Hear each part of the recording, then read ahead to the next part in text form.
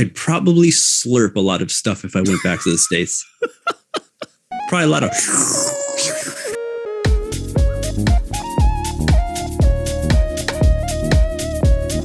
Hey everyone, welcome back to another 私は日本人じゃないです episode. We're the hosts. My name is MJ.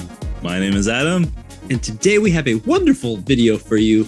Happy that you're here joining us. Me and Adam are introducing many different things of how Westerners think, all in English so you can improve yours. So today we're going to be talking about how Japan has changed us. Me and Adam have been here for over 10 years. I came to live here at the end of 2007. I came probably at the beginning of 2009. We've been here for such a long time that definitely there are a lot of parts of the culture that have soaked in to our personalities and possibly our beliefs, how we conduct our lives nowadays. Adam, is there anything that you've found that you feel like you've changed because you've been living in Japan? I think I'm going to go from small to big. All right, nice. Yeah. The smallest thing or the thing that I've been thinking about a lot recently is how to not forget about how I would do certain things in Canada. Because if I was ever to return, like I can't do those things that I do in Japan. And a good example of this is locking my bicycle. So I go to the station usually by bicycle and I lock my bicycle. And there's been times where, you know, I can't find the key. It's in my pocket or deep in my bag. And I think to myself, just leaving the bicycle. And I looked around too, like I was looking, oh, that bike's not locked. That bike's not locked. But then I had to stop myself like right there, like, no, Adam, you can't do this because the time you unlock your bike is the time that somebody's going to take your bike. Yeah. And if you do this in Canada, somebody's definitely going to take your bike without a doubt. So don't start doing those practices. And the same thing happens with like leaving wallets on tables and like my keys, you know, to save a spot. Some people use a bag or like a handkerchief. And sometimes I don't have any of those. I just have like a set of keys, my car keys or my wallet. Yeah. And I think to myself, I could just leave this here and come go with my drink, come back. Like, no one's going to take it. You know, like it's a simple thought to me. But then I have to stop myself again. Like, I know it's safe, but you can't start doing those things because you're going to end up doing it in the wrong place or in the wrong situation. You're letting your guard down. Letting my guard down. A little too much. But then moving to like the bigger things. So since I like hot springs, I've kind of dropped the wall of me being afraid of being naked in front of other people. Or being especially nude. Strangers. Yes. Yeah. Being in the nude. Because that's the onsen culture, the hot spring culture. Right. But recently I was thinking to myself, like, or what would my actions be in Canada? Not at a hot spring because there's not really that many in where I live. Right.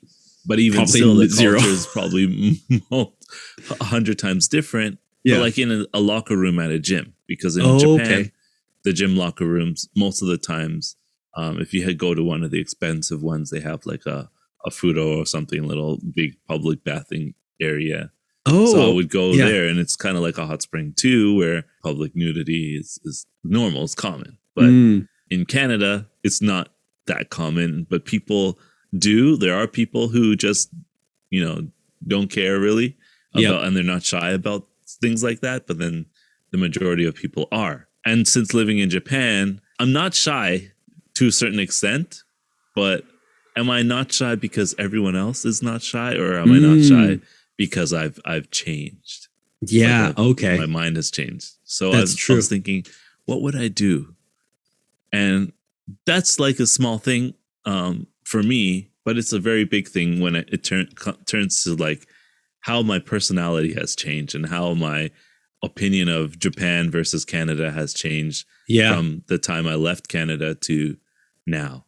Yeah. And a lot of things have changed. Like I don't watch as much anime as I used to compared to people living abroad who watch anime all the time. Right, in Canada, and they're always like, "Oh, you don't watch this anime, you don't watch that anime, you don't this one, you know that one." And you live in Japan, like, what are you doing? Japan, and I'm thinking, like, wow, I used to be like that too. Right, like, I used to think, everybody watches anime all the time. Because that was your way to understand and see the culture. But now like you don't need it. We don't need to, but I really did like anime. So did living in Japan take away that pleasure for me to enjoy anime because I live here? Or was anime just like a kind of thing to do? Like a phase, yeah. Because I still watch cartoons. Like I still watch The Simpsons and Rick and Morty, but anime doesn't really, I don't connect with it as much as I did back in the day. Yeah. No, I feel you on that a little bit. Yeah. I don't connect with television as much as I did when I was abroad. Like it's not as enjoyable for me to watch it. Yeah. It's weird because like I feel sometimes that Japan's the wow factor, I'm getting so used to living here that there's less and less wow factor. Totally. Yeah. So I don't want to lose that.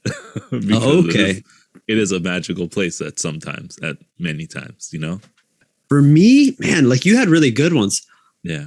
As we started this and like had this idea of like what's changed us, I'm like, I don't know. Like what has changed me? Like small things like saying when I'm talking to somebody, or maybe bowing sometimes. I don't know, like when I'm driving and I go in front of somebody, I hit the hazard lights and I give them the "Simasen," like sorry, like maybe I'll do that back in the States. I don't know. But still, like, yeah, you had like really good ones of like putting things out. And for me, I don't think I ever left things out. I definitely left my bike unlocked a few times and didn't think twice about it.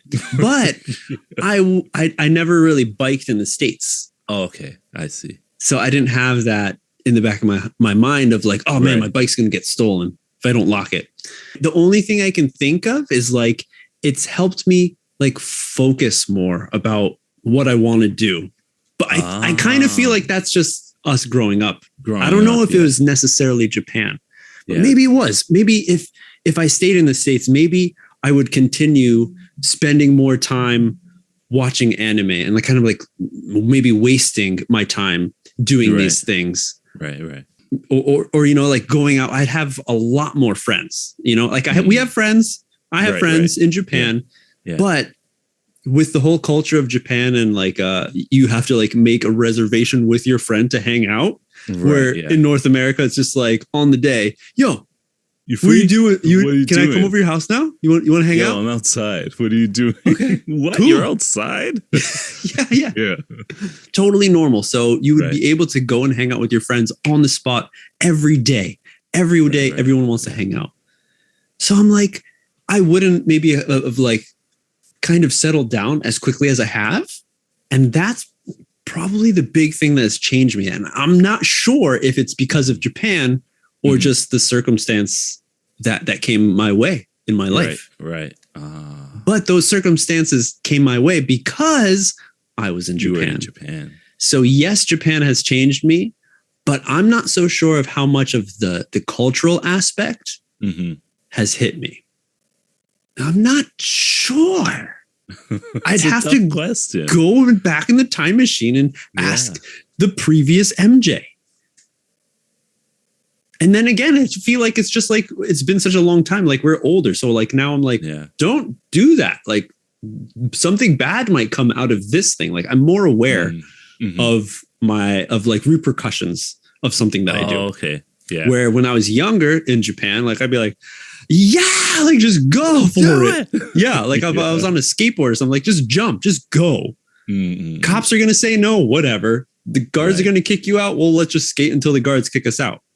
And so maybe I've, from Japan, become more on the safe side of thinking where like when some friends come from the US to Japan, especially in the kendama realm, a lot of those guys are very outgoing. Yeah, I would be the one that'd be like, yo, dude, don't do it. No, it's not funny. Don't do that, please. Right. You know? Yeah. And so maybe that's from Japan. That's probably it. Yeah. I think, I was going to say like the consideration part. Yeah. Has definitely kicked in a lot. Like made it become stronger, amplified. When I came here, because there's a lot of cultural things that are are overlooked by people who are fresh off the plane. Yeah. Yeah. For lack of better words. Definitely. Yeah. Like not like they don't recognize it. They just don't know. Like there's things that are part of the culture, like speaking on the train, for example. Oh yeah. In a loud tone, or like doing things like that. Holding onto your trash until you find a garbage can. Right. And you only learn those things after being here for like a couple of years. Yeah. Where it becomes like part of your routine to keep the heiwa. Yes, the heiwa omamoru. The heiwa omamoru. Yeah. So that's a part of it. Hey, we have a website called the MJ and Adam Show. You can download our episodes like a podcast. Hey, you can even join me every day on Facebook. I'm doing live streams explaining interesting words and phrases we use in all of our episodes. You can join us every month on Zoom. We have a meetup where all of the members of the Next Step community come together. We talk, we share laughs, share stories, and just hang out. It's a great time. And if you want to take your English even further to the next step, you can join me one-on-one with English online lessons. It doesn't matter if you are a beginner, intermediate, advanced. Come join me, and through English conversation, I want to help you improve your conversation. Man, that and last one, everyone. I'd probably slurp a lot of stuff if I went back to the States. Probably probably get a lot of evil eyes coming my way. Oh yeah. All right, everyone. That's it for this episode. Thank you so much for hanging out with us and listening to me and Adam, and explain some of the ways that we have possibly changed because we've been living in Japan for so long. If you enjoyed it, hit the like button, subscribe to the channel. More awesome videos just like this every week. And of course, head on over to our other SNS channels and do what you gotta do. That's it. We'll see you on the next step.